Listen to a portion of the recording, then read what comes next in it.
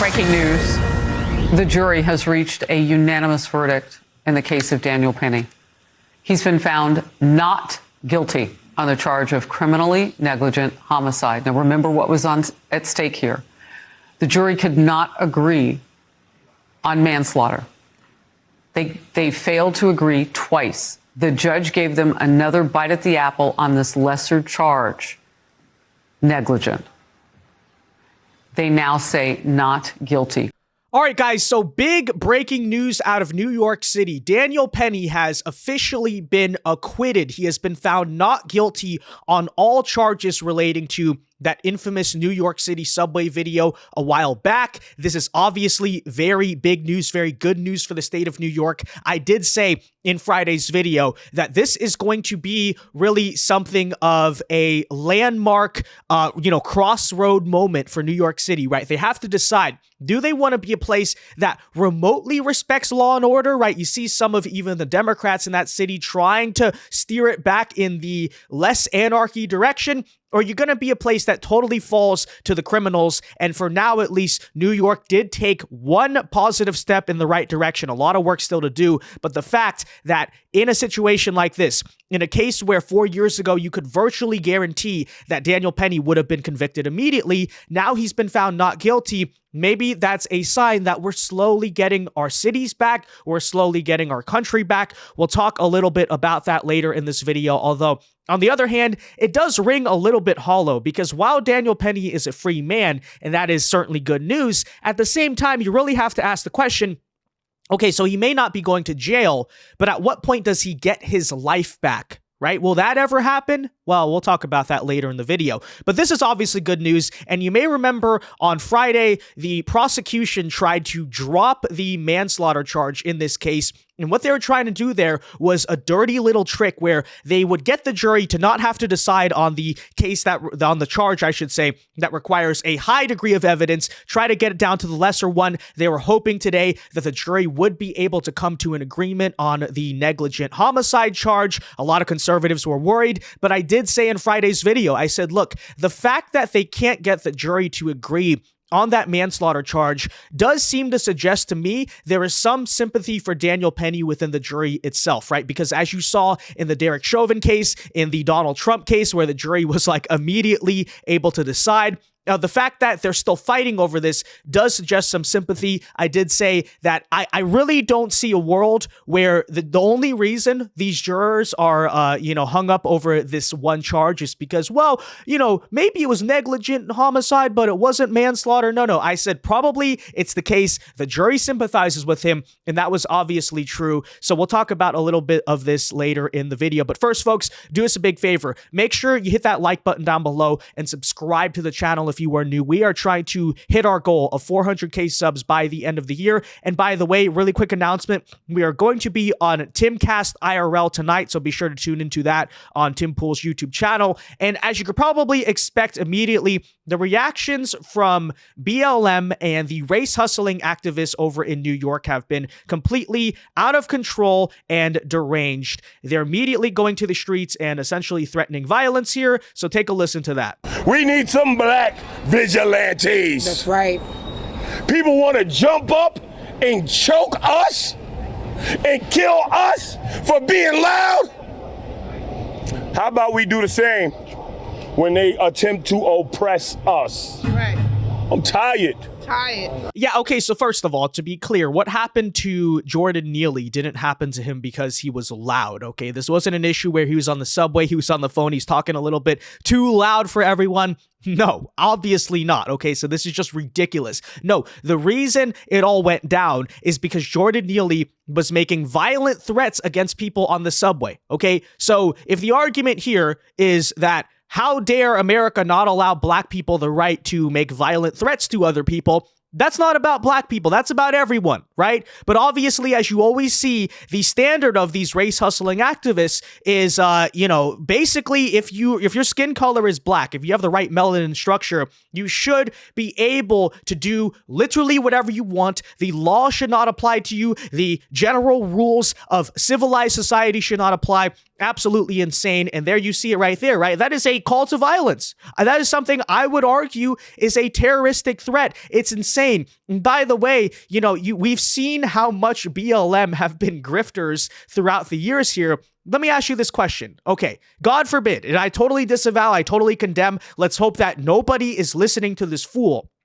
But if someone does take up on that, threat, again, God forbid, don't want to see it happen, but if that somehow does happen, do you think that BLM's going to be actually putting up its own money for his criminal defense? No, absolutely not, right? They won't have any money because they already used it all to buy mansions and all this other bullcrap. So just totally insane, totally disgusting. But again, not exactly surprising. Will there be riots over this in New York City tonight? We certainly hope not. I will say, on the other hand, there does seem to have been a cultural shift, right? So you have to question how many people, even in these deep blue cities, are still listening to these types of activists. It's an open question. Who knows? Now, with that said, the legal fight may not be over for Daniel Penny, because while the criminal charges have been dropped, now we got to go to the civil. And it seems to me that Jordan Neely's father is currently in the process of trying to launch a civil lawsuit. He is trying to sue Daniel Penny, because if we can't throw you in jail, let's try to bankrupt you and steal your money for the rest of your life. Take a listen to that. I just want to say, I miss my son. My son didn't have to go through this. I didn't have to go through this either. It hurts. Really, really hurts. What are we going to do, people? What's going to happen to us now? I had enough of this. System is rigged. Come on, people. Let's do something about this. Let's do something about it. Too often.